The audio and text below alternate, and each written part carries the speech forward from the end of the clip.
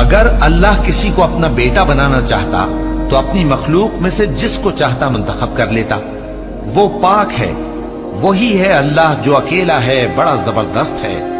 اسی نے آسمانوں اور زمین کو تدبیر کے ساتھ پیدا کیا ہے، اور وہی رات کو دن پر لپیٹتا اور دن کو رات پر لپیٹتا ہے.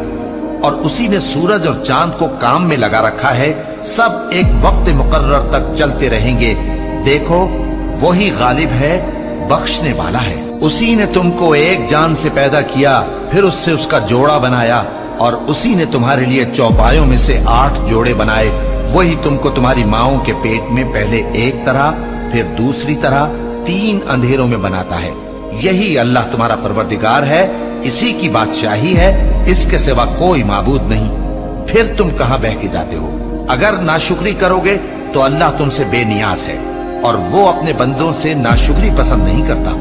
اور اگر شکر کرو گے تو وہ اس کو تمہارے لیے پسند کرتا ہے، اور کوئی بوجھ اٹھانے والا دوسرے کا بوجھ نہیں اٹھائے گا. پھر تم کو اپنے پروردگار کی طرف لوٹنا ہے، پھر جو کچھ تم کرتے رہے وہ تم کو بتا دے گا. وہ تو دلوں کی پوشیدہ باتوں تک سے آگاہ ہے.